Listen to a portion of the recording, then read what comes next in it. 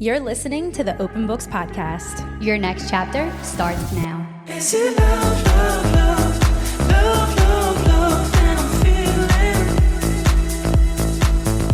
Is it love, love, love, love, love, love that I'm feeling? Is she the one?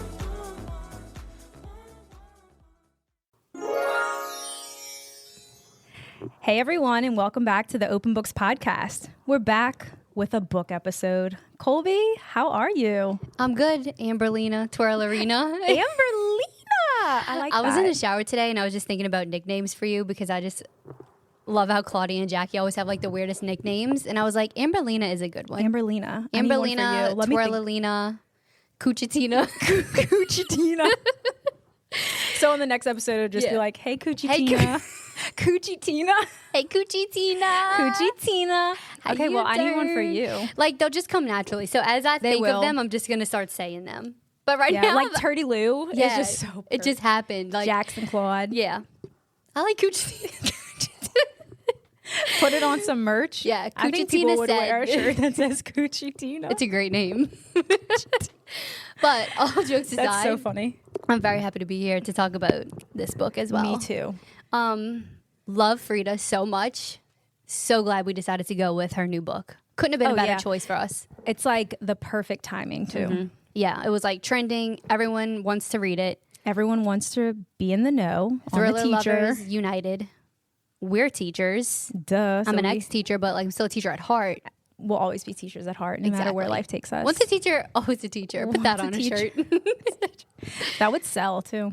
I think so too. So yeah, this book is exactly what I needed to kick me. Okay, I wasn't in a reading slump, but our last book choice, First Lie Wins. First Lie Wins. I found myself to be a little bored of it. So I was just like not super excited to open up a book because that's what it'll do. That's what'll happen to you if you read something that you're just not like so in love with. It kind of like puts a damper. I so agree. You don't want to. Yeah. You don't want to turn on the Kindle, and that's how I was with First Lie Wins too. But not with this one. This one I flew through. Me too. And that's what I needed, something to like just that I didn't want to put down. And you know what else I loved about this book? So many people in real life, IRL, wanted to talk about the book. Yeah. And that's what we stand for here on the Open Books Podcast. It's kind of like what it's all about. We're cultivating a love for reading in adults. Exactly. A community, if you will. A community. Lest we not forget, we first started out as a local book club. We were the Parish Plot Twist. We sure were. We were kind of getting big. Plot twist. We were catching some air. We were catching fire. Where are all those people at? Come back.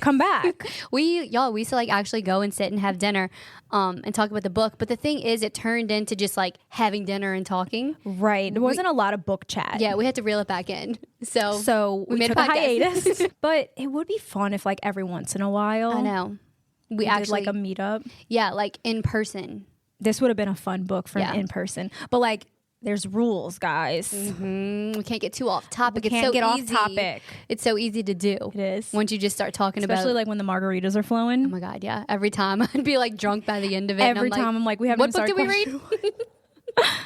It was a good time though. What was the plot? The Parish Plot Twist. That was also a really cute name. Great. So, do we want to just like get into this book? I think we do. Oh yeah. Disclaimer about the summary.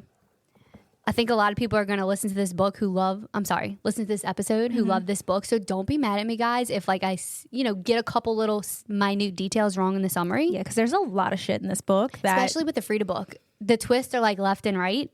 And I also wrote the summary. I think I should start writing them as I'm reading, like pause and kind of like, like taking it in sections. Yeah, almost like quarterly. That's maybe. smart. Yeah. That's really smart. Because I'll do it when I'm finished the book and I'm like, wait, what happened again? That's how I did the analysis questions for the troop.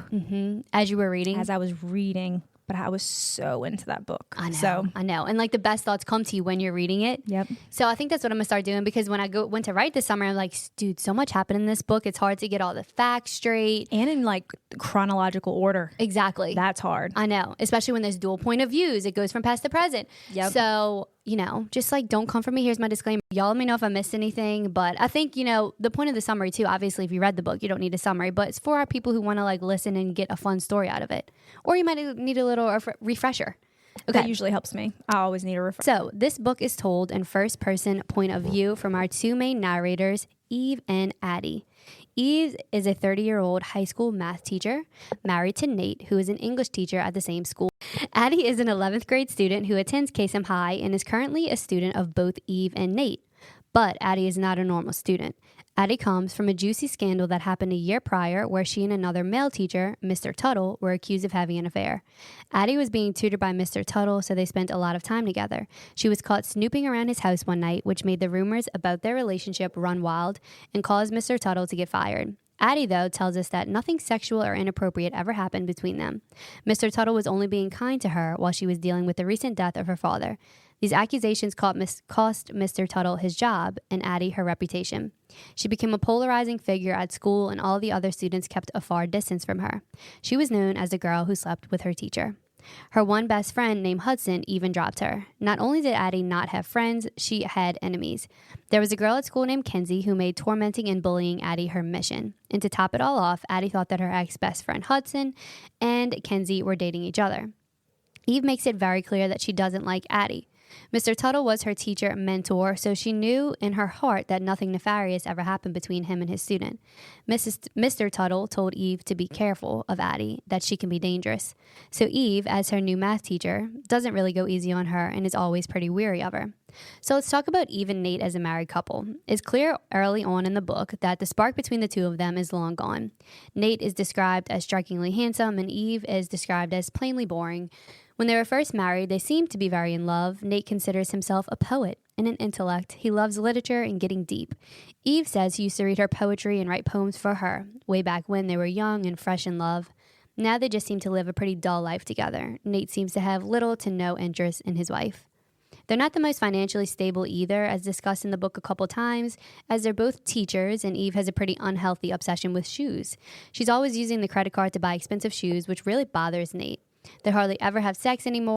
Eve tries to initiate it. She's always met with excuses and rejection from her husband. Their life at home is pretty routine and average, and we can tell from Eve's internal dialogue that she's an extremely unhappy person, which is why she has an affair with a man named Jay.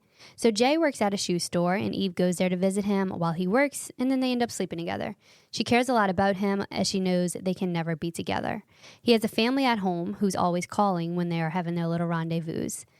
So Eve does talk about the fact that she enjoys teaching, but her husband is always one step ahead of her, even at school. He's the most loved and desirable teacher, while Eve is viewed as a strict math teacher. Now that the new school has started, Eve and Nate are both at work and both have Addie in their class, though they have very different relationships with her. Eve is hard on Addie, who's struggling in math, but Nate finds Addie to be fascinating, and she excels in his English class. She even joins one of his clubs and stays after school with him.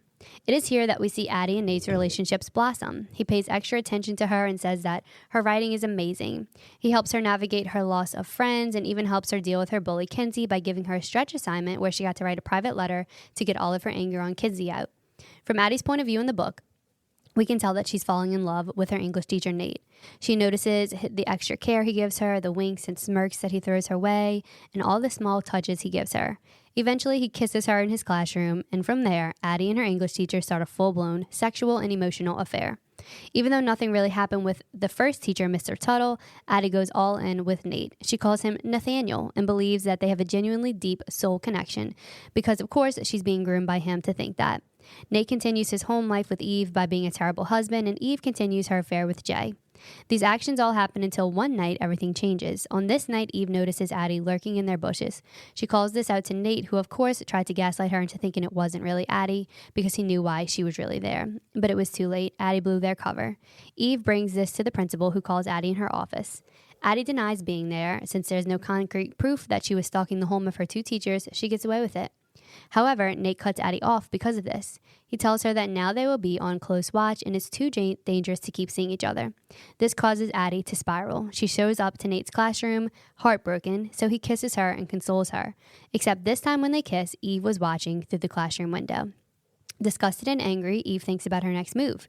She tells Jay what she saw and decides to confront Nate, but tells him she wants a divorce, wants him to quit teaching, and wants the house. Nate pushes back a bit, but agrees with her and leaves. Next thing you know, Addie shows up at their house and confronts Eve. They get into an altercation where Eve tries talking sense into Addie and tells her that she was being groomed by her husband, Nate. In a fit of rage, Addie slams a frying pan over Eve's head and knocks her out cold. Unclear if she's dead or not, Addie calls Nate on Eve's phone and tells him what happened. Nate gets to the house quickly and instructs Addie on their new plan, which is to stage the disappearance of Eve. Addie, who would do anything Nate says, gets on board with this, though she's terrified and feels guilty. While she's upstairs grabbing sheets to wrap Eve in, Eve ends up stirring and waking up, seeing Nate standing above her and using her phone to buy bus tickets for her as part of the plan to make it seem like Eve was going to go visit her parents and never show up. Eve then begs for her life, but Nate chokes her out until she's out cold once again. Addie and Nate take Eve's body to an abandoned pumpkin patch and bury her there together. While her grave is nearly complete, Nate tells Addie that he needs to get something from the car, and he abandons her. Addie ends up shoving Eve's body into the grave and covers her with a thin layer of dirt all on her own and calls the one person she feels like she can trust, Hudson. She knows she can trust Hudson because not too long ago when her father died, Hudson was actually there. Addie actually was the one to push her drunk and abusive dad down the stairs, and she and Hudson covered it up as if he fell. This event bonded them, which is why she calls him early in the morning hours for a ride home. Hudson picks her up and knows something terrible happened, but Addie won't tell him what. We finally get the perspective of Nate, who proves that he really is a narcissistic pedophile. He talks about being turned on by Addie, his student, how at one point he did love Eve, but that he grew to hate her as the years went by, how he killed her because she was going to ruin his life when she was going to out him for having a relationship with his student, and he called himself a sensitive poet. He claims that people who write poetry usually feel things much deeper than the general population. He literally said those words, general populations. He plans to blame everything on Addie and turn against her. He will point her out to be obsessed with him, which is why she killed Eve. He deleted any trace of their conversation on the app called Snapflash, and he starts to attempt the manipulations to the police. After questioning him, they go to Addie, who denies everything. But the police believe Nate's story at first and thinks she did have something to do with it. Nate seems to think that he'll get away with this until strange things start to happen, like Eve's shoes appearing in random places in the house. He thinks this might be the job of someone else that he used to groom and have an illegal relationship with, Kinsey, the girl who had been torturing Addie all year. Kinsey shows up at Addie's house and tells her everything. She tells her that she had been sleeping with Nate since she was a freshman, and she knew Addie was too because she saw a poem in Addie's possession that was written by Nate. She knew it was written by him because he wrote the same exact one for her. With this realization, Addie is kind of shocked back into the reality of what's actually going on. She realized that she's been lied to and used by her teacher Nate, so she decides to go with Kinsey to the police station and turn him in, telling them the truth about everything. But before it all ends, we get the perspective of Eve again, who wakes up under all the dirt, buried alive in her own grave. Turns out Addie didn't finish the job after all. She was the one leaving the shoes to scare Nate, and she lures him back to the pumpkin patch where he realizes her grave is empty, and he made a huge mistake by leaving Addie there to finish burying her that one night. With the help of her lover Jay, who Eve called for assistance, Eve was able to trick him into the very grave he dug for her. Nate begs for his life as Eve buries him alive. It is here that Eve recites that same poem that Nate wrote for Addie and Kinsey. She also knows that poem because Nate originally wrote it for her when she was a 15-year-old student, when he was a fresh college graduate. So Eve was actually Nate's first victim. Finally, the book comes to a conclusion. We find out that Eve gets away with murdering her husband because she comes up with a story that she was planning to leave on a bus but decided to come back. Everyone thinks Nate ran off to escape the trouble he would be in after his affairs with his student came to light, but we the readers know that he's actually dead in the grave that he dug. Addie gets away with her part in all of this mess because Eve's story, which basically exonerates Addie having anything to do with it, and the truth of her being buried alive never really comes to the surface. Addie and Hudson seem to be getting back to their close friendship, which might even be blossoming into something more than friends, when he tells her that all of his friends call him Jay. Addie tells us that Hudson, aka Jay, works at a shoe store and used to have a girlfriend who went to their school at one point. So we the readers are left with the final twist that Jay is actually Hudson, another student at the school who Eve was having an affair with all along. The end. Whew, I'm done. So, all right, let's just jump right into our questions. That way we can get to like our final thoughts. Okay, so how does the scandal involving the student-teacher affair impact the dynamics within the school community? Ooh, I'm excited for these questions because I never did look at them yet. So I'm going to be like... so it's like blind reaction to them. Yes. So it's going to be good conversation. What was this question again? The scandal affects what? So how did the scandal involving the student-teacher affair impact like the dynamics within the school community? I guess we could start out with Tuttle because I guess Okay. he would be like the first scandal. Poor Tuttle. That was so sad. I was wondering if anything was going to come from that. Like it was going to end up actually being true. And it just wasn't. It just wasn't. So he really did just get so screwed over. I found the dynamics so interesting. I think like teacher-student affairs are so Disgusting. terrible and disgusting and so interesting how much they can rock the dynamics of a school. Because I think that, I mean, Addie's entire reputation was ruined. And in the beginning, you could maybe, I don't know, I'm sure we'll talk about Addie and if you feel bad for her Yeah. or feel sympathy for her or not. But like she ended up kind of being what everyone in the school was calling her to be anyway. In the end. That's where my thoughts were. Yeah. Yeah, I did feel bad for Tuttle just because I think Yeah. it's crazy that like Nate's been out here doing this horrendous acts Yeah. for years. Disgusting. Tuttle gets these allegations, Yeah. And With he- no base no real no proof. real evidence, and he has to resign. But I think it just goes to show you how rumors like that can just taint someone. Like that's going to follow Tuttle throughout life. They can ruin someone's life. Yep. But I think in the end, Mr. Tuttle did get a new job. She did say that at the end, like he was a teacher somewhere else. I think that was like sprinkled in there. Oh, okay. Like I guess a couple towns over. Oh, you're absolutely correct. I do remember that. Yeah. So I guess like this goes with that. But how do the rumors and gossip surrounding Addie shape the way she is perceived by others?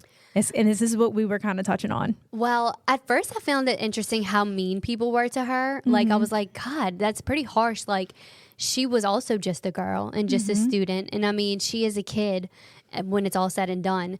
But like everyone just was like, ill, you fucked a teacher, ill. Like, and then I guess Mr. Tuttle was like not the most attractive teacher. So Yeah, you know who you remind me of? yes. The way they described him. Yes. What is his name from My Dog Vanessa? Oh my gosh. Strain. Strain. If y'all have not read My Dog Vanessa, Side note, you got to read it. and this book did make me think of My Dog Vanessa a lot. Obviously, I think this was a little more unserious in the plot line as My Dog Vanessa. Completely agree. My Dog Vanessa definitely explored more of like the traumatic Yes. The ramifications.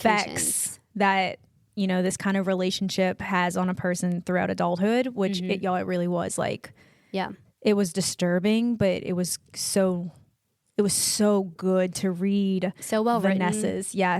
inner dialogue, and you know how Y'all it should really really affected read her. that book because we have a whole episode. We have all of our episode notes on it. It's just in our back pocket. We Yeah. just haven't recorded it. Yeah, so we should definitely like start putting it out there for people to read that book because it is one that I think should be talked about. It has to be talked about. Colby has Yeah. been telling me forever to read this book, and finally, that was the first book I read of 2024. Oh, was it? That was your Yes, first. that was my first read of 2024, and I was crying. It had me in a chokehold. Like it was just such a good read. It's a gripping story. It is. Oh, that's a really good way to put it. Gripping. Gripping, bitch. And this story, the teacher had me thinking of that. And the way that Mr. Tuttle was described is very much like how It's Jacob Strain Strain. was like just like not the hottest teacher ever. It was just like a grumpy looking old man. Yeah, super But- frumpy too. Frumpy, that's a better word. Frumpy. A little frumpalicious Mr. Tuttle. But Huddle. the kids at school were like not having it with No, they Addie. mess with her a lot. But I think this might be one of the first books where the rumors and the gossip were true. Were true. Like that's Yes. who Addie was. Like Addie's not a good person. And I know we are going to Yes. dive deeper into Addie later. Yes. But Addie's not a good teen. She's not a good girl. She's a troubled teen. She's troubled, 100%. I thought Kinsey was like a little harsh. I was like, geez, Yeah, I don't think they needed to go that hard. Kinsey, really? But I mean, when it's all said and done, maybe Kinsey just sniffed her out and was like, I don't like you. You're a bad person.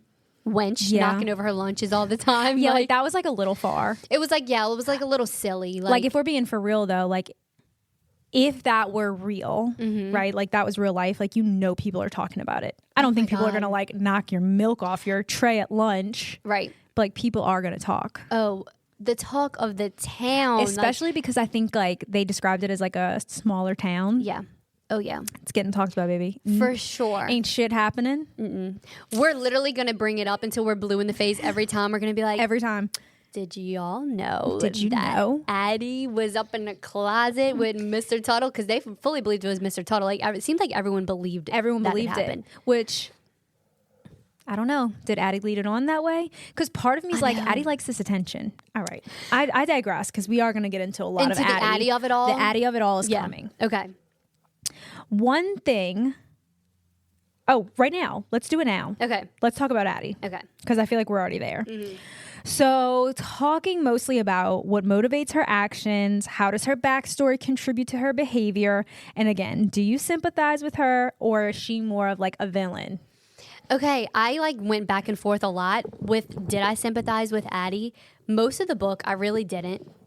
Me either. You can just tell in her dialogue she was a very selfish person. I don't think she really looked at her actions and the consequences that would come from them. And like she was kind of psychotic stalking all of her teachers. Thank you. Like I think it was less of her being like having malicious intent and more of her being like actually psycho and she needed like help. Like she got so attached to Mr. Tuttle because he was just kind to her and showed her attention. he showed her Not attention. even like Yeah.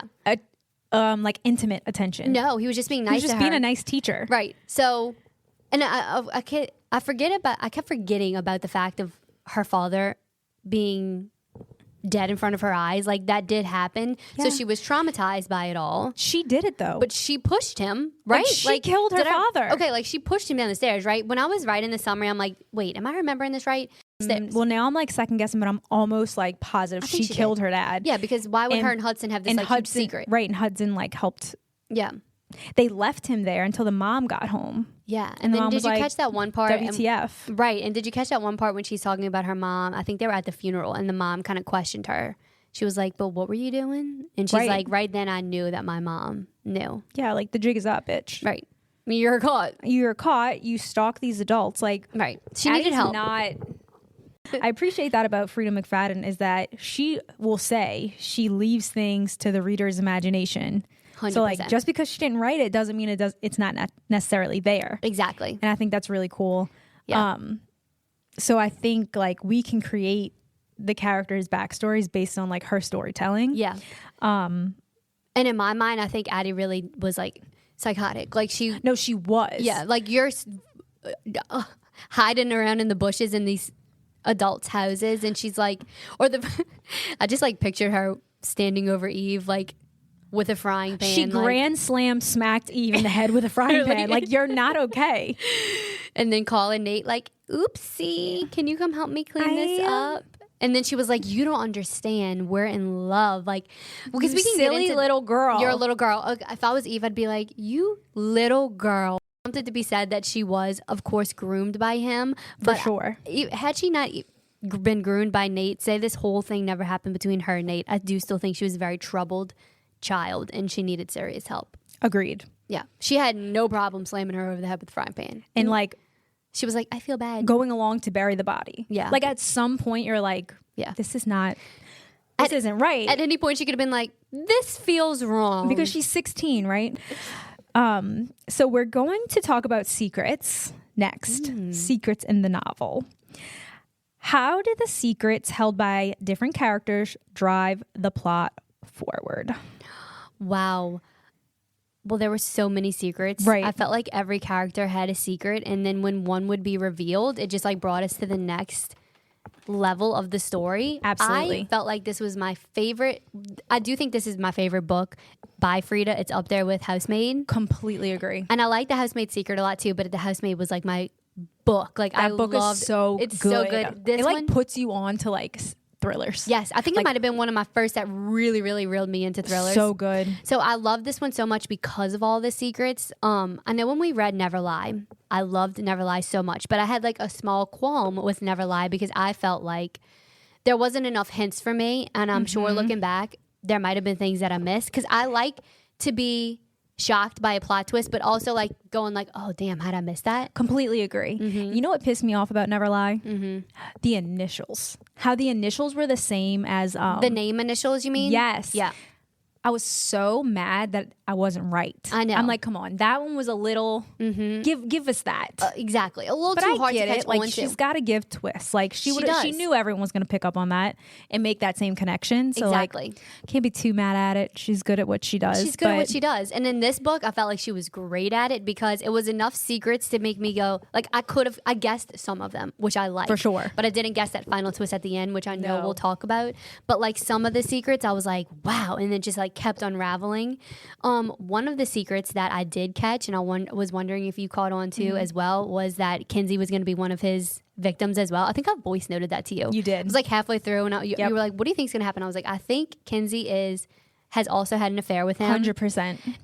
I thought that he was going to be the one dead in the end. I didn't think all the other things were going to happen, but We did call that. yes, it was going to be him. In the beginning with the grave scene. We were both like, "That's Nate. It's going to be Nate. That's Nate." But wait, did we ever find out whose point of view that was in the beginning? Okay, so someone was talking about that in the Freida group, Yeah. or in the teacher group, and someone said they interpreted it as Addie's, Got it. that it was Addie Talking about that's how kind of what I would think too. It was very kind of like I don't know, the way the dialogue was sounded a lot like Addie's like kind of immature dialogue when she was like, "Oh, my hands hurt so bad. Yeah. I'm so like whatever." Because that first chapter is like someone digging a grave, or was it Eve? or was it Eve? I don't know. But they were digging the grave already. That's interesting And as the- well. I don't think but we ever got confirmation on who We it was. didn't, because it was kind of like alluded to that Nate was put in the same grave that he built. He dug his own grave. Like he dug that grave Eve was put in, and That would she be put him really back in. cool if that was Nate's point of view, talking about digging his own grave and he just didn't know who's going Oh to my die in that gosh! grave. You think it was Nate?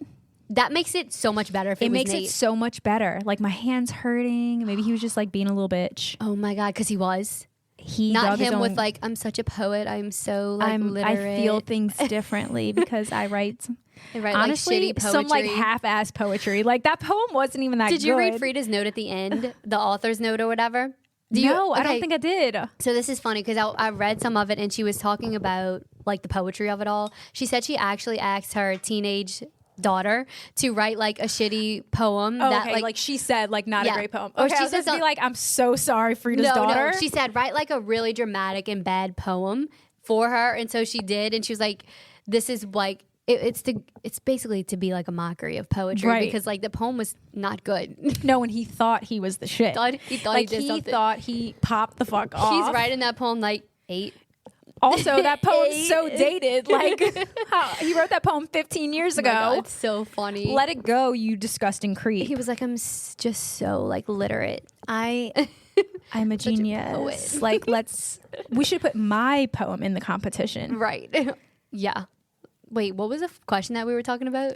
Oh shit, we were talking about Because I feel like I have one more point. Secrets. Oh, the secrets of it all. I mean, without the secrets, there literally wouldn't be plot twists. yeah, Like exactly. like you said, like they all build upon each other. Yeah. There had to be some damn secrets. Yeah, exactly. And the reason why I called on to Kenzie's secret was just because when she pushed Addie's lunch and she seen the poem, she was like, "Who wrote that?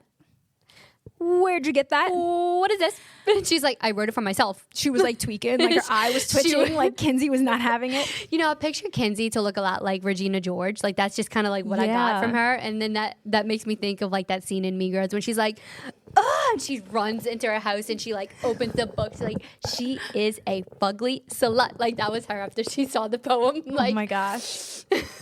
But good. see, if that scene would have happened in My Dark Vanessa, yeah. I literally be like, oh my gosh, the trauma she must have felt, the trigger she must have felt. Yeah. It's crazy how like The writing styles. the writing style is so different. Like This book was this so is like it's unserious. Regina George. Like She is and a then ugly in slut. My Dark Vanessa, I'm like, Definitely need to do a My Dark Vanessa episode because we have to. yeah, because it's so deep. Read the book, y'all. Yeah. Read that book. Let's talk about power dynamics Okay. in a specific like teacher-student relationship and how it's depicted in this book. How does the imbalance of power influence the interaction between characters? Oh, this also is so interesting to me with the teacher-student dynamic. You're handed so much power as a teacher. Yes. You really are. And I think it's terrible that some people really go into the field because they like how much power they have over a group of kids, and it's sick. Right, and like that's not why you get into education. No, and I'm by sure any means. No, and I'm sure everyone can think of that teacher who just like loved being mean all the time, just for the sake of it. Being mean. Yeah, and it's like you hate children. Why are you here? Thank you. Obviously, right. Nate's like abuse of power was in a sexual way. Do you think that's why he got into teaching? I do. Because I'm wondering if like this started even before Eve. I feel like I do, because he's clearly a pedophile. That's his MO. Like he is a pedophile. And he latched onto Eve the second he got out of college. And then I'm sure other people reading this book came to this like conclusion or realization early on, or not early on, but shortly after reading the book. But it wasn't until like right now, me thinking out loud right now, that the reason why Nate fell out of love with Eve is because she like got older. She aged out. Is that what you were thinking too? Yeah. Okay. Which is like, yeah, it's just so disgusting. It really is so gross. And I think like the power, Nate held all the power. At any point, he could have been like, this is morally wrong.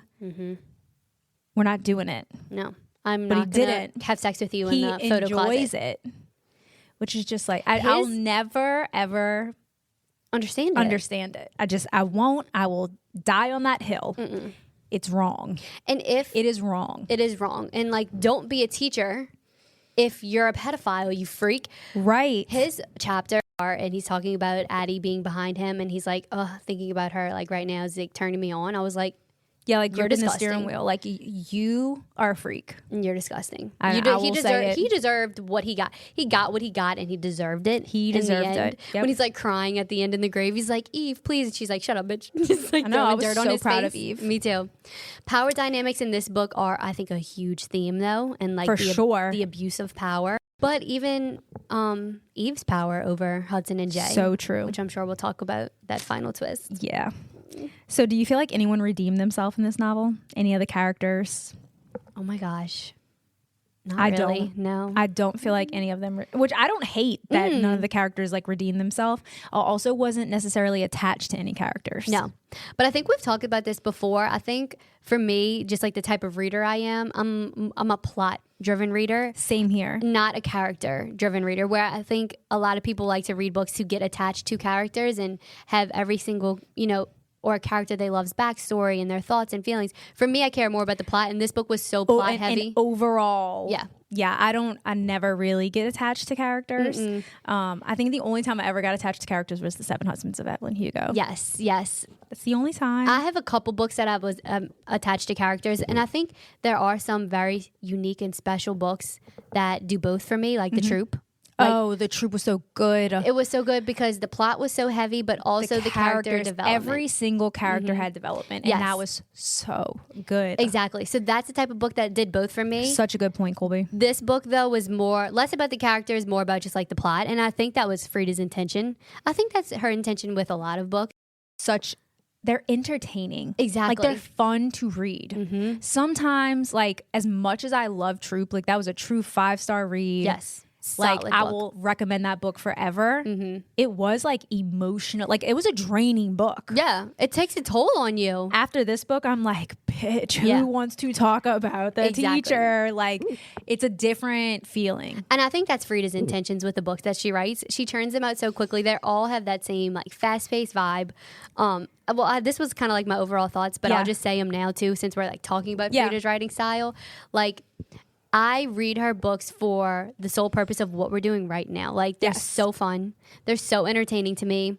I don't believe they're like literary masterpieces, but I don't think that she needs them to be. They don't need No. They don't need to be moving. They or are. so, She's got the secret sauce. Exactly. Like she has the people that are like Yeah. Freida stans. and she knows her audience, people like us. Like, we give it to me. Whatever you write, I'll read it. there are Give it to me. 6,000 twists in this book. Yeah. I'll take it. Exactly. Did you see? This is kind of off track, but we really just have like one more question. It's talking about the ending. Okay. I think the coworker's getting picked up for a show. I did not see that. Yes. That's awesome. Because one thing about Freida, she's going to talk to her people. Like she is actively talking in this Facebook group, and it is so refreshing. And she's like, yeah, I was don't quote me, this is loose, okay? But basically she was saying, before I die, I was hoping one of my books would get picked up and turned into a series or a movie, and I think The Coworkers get picked up. That's amazing. Any of her books would make it an amazing, so good, a great movie, even a short series. This book right here would be a great movie. Love that you brought that up about how like vocal Freida is with her readers and her audience.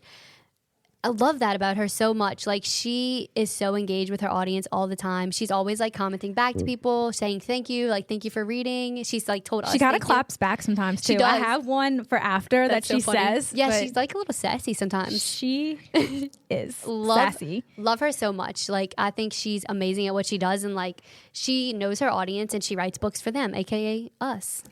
Love you, Freida. We love you so much. Come on the pod.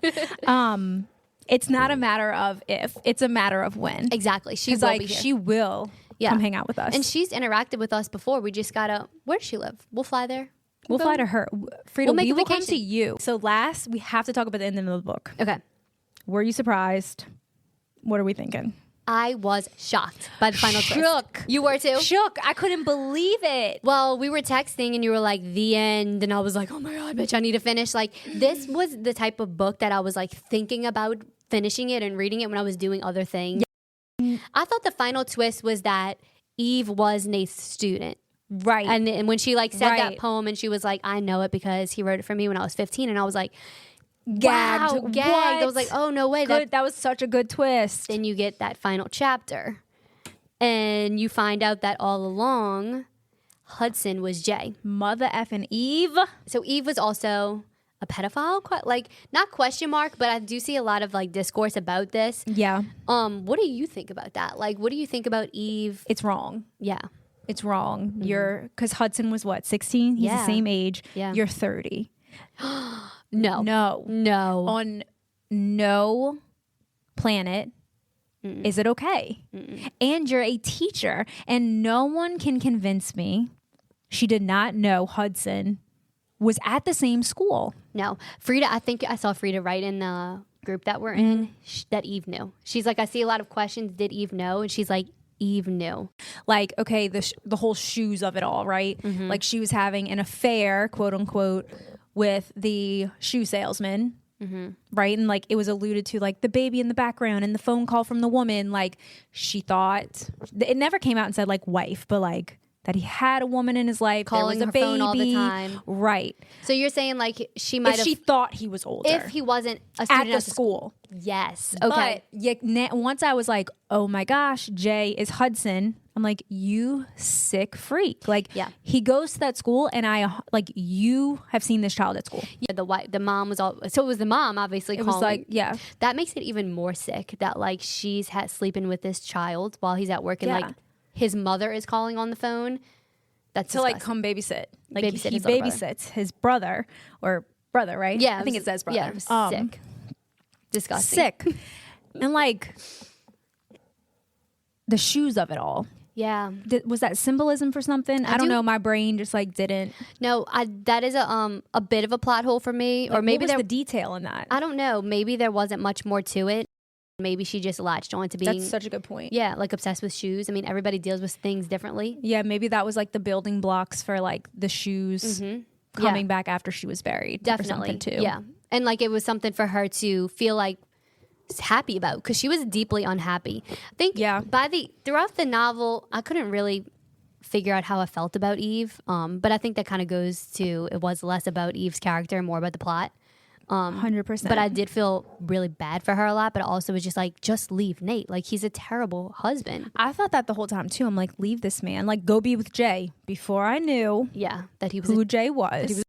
So, Yeah. of course, if you're going to take a character to dinner, maybe you're going to Mimi's for some oysters. Like, who are you taking? This is a hard one. This was really This is hard. So I was going to say Mr. Tuttle, just because I felt like he needs a companion. He needs a friend. He needs some support. Good answer. Like, I hear you, Mr. Tuttle. Addie was a crazy child, and like you were just doing the right thing as a teacher and being there for her. However, Mr. Tuttle, like, don't bring children home in your car at this point. Like, No, You don't know? do it. Just don't do it. Because like I think it was probably obvious that Addie was a little kookadoo. So like maybe, however though, he still was. He got wronged in the end. he did. So I'm gonna go with Mr. Tuttle. Who are you bringing to dinner? I think. Oh, this is such a difficult question with this particular book, but I kind of think I'd want to go with Eve, Ooh, okay. just so I can simply ask, like, girl, you didn't know that was a student? Come on, girl. And Be how for you real. gonna how you gonna be fucking for real? Eve? Be FFR. How are you gonna be so mad at Nate? She's like, you're disgusting. You're disgusting. You repulse me, ma'am. ma'am. You're doing the same thing. She was like, you At the shoe store. she was, yeah, that's even worse. She was like, you should not be a teacher. You should not be around children. It's like, neither should you. Neither should you. Also, like, who's covering the cost of those shoes? Like, Seriously. he was just giving her the shoes. If I was the owner of that shoe store, I'd be like, where's... You can't be. You can't just give out shoes. No, I think Eve would be fascinating to go to dinner with. Let's not forget that Eve was groomed Right. at 15, and she was also a victim, but that doesn't excuse her No. abhorrent behavior. It doesn't excuse her at all. Littleness. So that was our analysis. That was fun. That was so a much fun fun. one. Yes. So do you have any like possible theories, reviews? I have a couple. Okay, yes. So my overall like thoughts and feelings about this book I mentioned earlier, but just that like I felt like it was a solid free to read. I will not accept slander on Miss Freida McFadden because I think if you are a real Freida McFadden reader, you know you're not reading it to get like these huge epiphanies. It's not Correct. going to be like the Odyssey, you know. Right. It's like a quick 1, 2 in out. fast 100%. read. Like If you are in a reading slump, pick up a Freida McFadden novel. Also, just She'll get you like- out. have fun. Enjoy the ride. Relax. Relax. Just Yes. read the damn book. Yeah, read the fucking book. It's amazing. You don't have to go so hard. You know Yeah. what? I gave it 5 stars. Me too. I gave it 5 stars. Solid book. I enjoyed my time. And if I can consistently talk about a book, you get 5 stars. If I'm excited to get in the shower, I'm doing an everything shower. I'm getting fresh hair. I'm putting my moisturizer on. I'm putting like my Carmex, like slapping it on. Slugging. I'm slugging. I'm putting my Crest whitening strips on. I'm snuggle up in bed and I got the Kindle. It's a 5 star. It's a 5 star. And I'm just like tap, tap, tap, tap, tap, tap, tap. It's 5 stars. It's a 5 star. The teacher Facebook page, it was popping off with theories and questions. And y'all, it really is so good. If you're interested in the book, if you haven't read it yet, I highly, highly recommend joining that group because it's just like so fun to read. Okay. I'm currently re-listening to The Teacher to see if I missed any clues to the Hudson J revelation. I had a nagging feeling after having listened to the story for the first time that maybe both Eve and Addie made references to Hudson J's scar. So we didn't talk about that. Oh, wow. In chapter 30, I did not catch on to that. Right? In chapter 30 in the audiobook, Eve mentions the scar on Jay's forehead and says he got the scar, quote unquote, when he was a child trying to worm his way under a fence. Then in chapter 34 of the audiobook, Addie is reminiscing about her childhood friendship with Hudson and recalls how they used to wriggle under the fence to get into his neighbor's yard to use their swimming pool. I can't believe I did not pick up on this clue the first time around. But then again, Freida is always able to misdirect and blindside me, even when the clues are hidden in plain sight. Love this book. Again, that's from The Teacher Facebook page. And then Freida commented and said, there are always many clues to the endings that I sprinkle in, but I try to do just enough to keep the reader from guessing. I saw a post about how someone was angry that I misled readers, but isn't that the point of a thriller with a twist? Confused. That's hilarious. She's so funny. She's so funny. She's got a point there, and I think she did such a good job with this book in particular of like sprinkling in those little clues because that is such a good little way to sprinkle in a scar. I missed the scar. Me too. I did miss the scar. I do remember now though hearing it from both point of views. Yep. And I just did not catch on at Didn't all. pick up. So when you read a Freida book, it's so important to like Those catch little those little things. details. She's so funny. She's like, I'm confused. I'm confused. She's like, That's my job. I'm sorry that I'm a thriller writer. Like, And you're mad? okay, so in that same group, the Teacher by Freida McFadden discussion group on Facebook, I had made a post asking for some thoughts and opinions. So I wanted to read some of our fellow friends, our fellow readers' thoughts. So Deborah says, I keep saying that I want a Hudson bonus chapter point of view. We could know what he was thinking while picking up women from the pumpkin patch all night. So true. That is true. We could hear the details of him catching a raven and putting it into a pumpkin. How does one go about catching a raven anyway? I forgot that happened. Me too. Did he hang out at the park with a big net like Willie Coyote trying to catch the Roadrunner? I'd love to have Hudson over for coffee. He'd be a good one to have for dinner. He would be a good one to have for dinner. Like, how'd you make it happen? what a night Hudson had that night, going back and forth to the pumpkin patch, picking up 2 disheveled women that he likely knew were involved in something extremely nefarious. And never talking about it.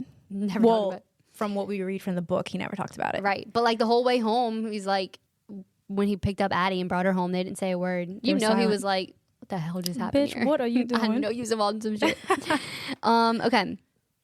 Jessica said, the final twist got me. I didn't see it coming at all. I walked around my house for a good hour saying, holy crap, I can't believe that happened. True. Yes. And then this one was funny. Karina said, I want to do dinner with Jay/Hudson. Tell him my secrets because I know he'll keep them. He kept shit. He kept so many You secrets. could tell him anything. Yeah, you can unload all your dirty laundry on Jay. Literally. Okay, and then there's one more. So Sandra said, one of my perspectives is that Eve doesn't think she's the same as Nate. One, because she sees it as a one-time thing that she knew was wrong. 2, she doesn't groom or entice him as far as we know. 3, possibly she could be getting back at Nate.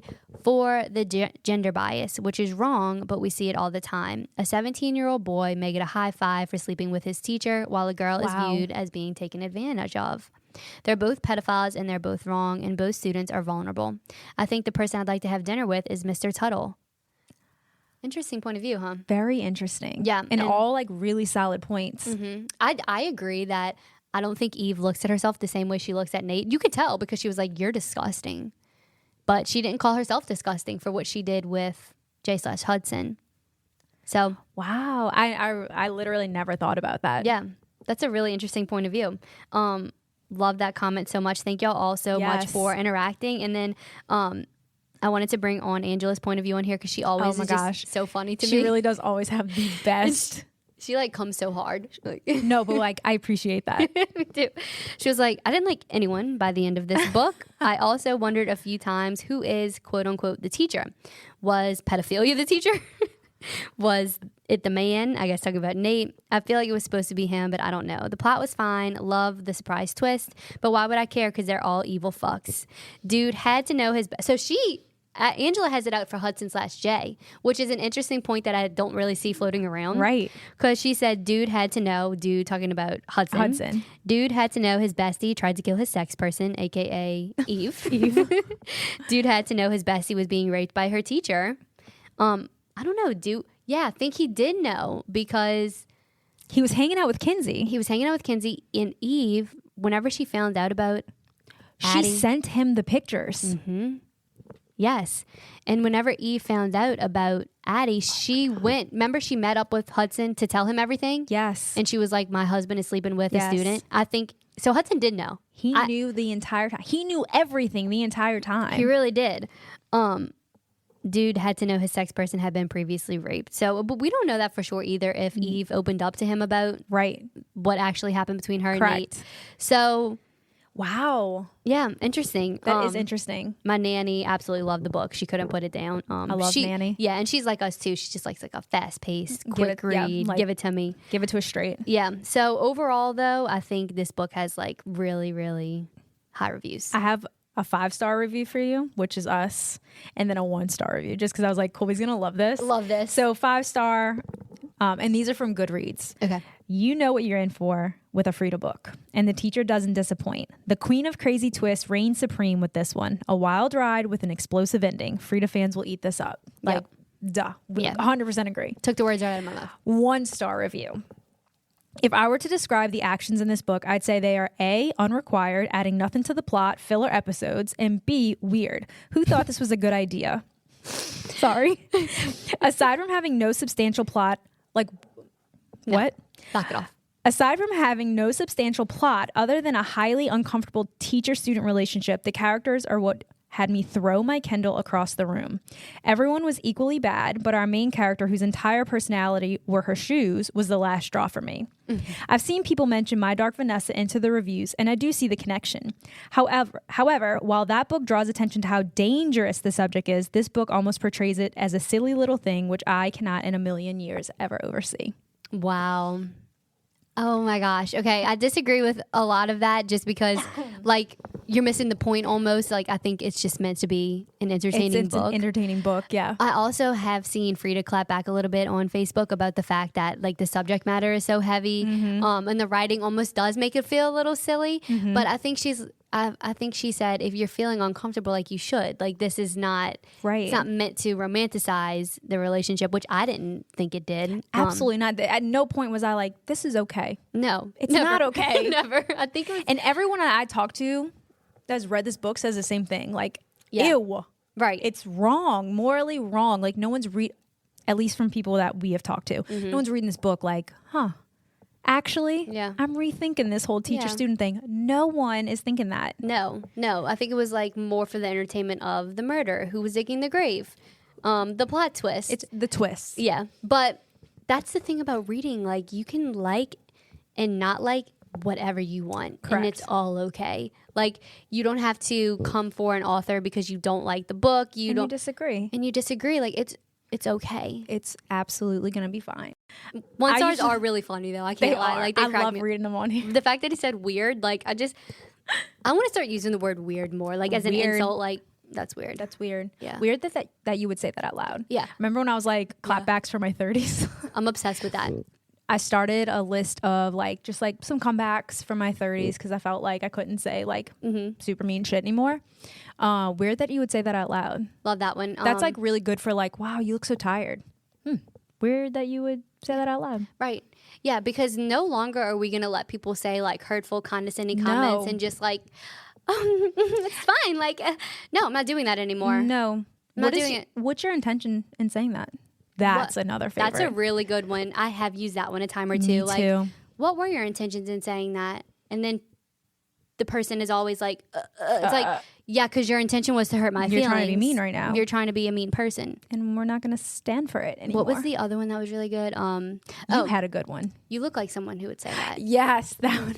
You look like you you- look like someone that would say that. Yeah, that tracks. Is that? That on Is that? that on that? Is it That's- time for the next on the shelf? Yeah, like we wrapped that. So next on the shelf will be The Drowning Woman by Robin Harding. So on Goodreads, this book has a 4.07 stars. So Nice. pretty high. It is a deliciously twisted story of friendship,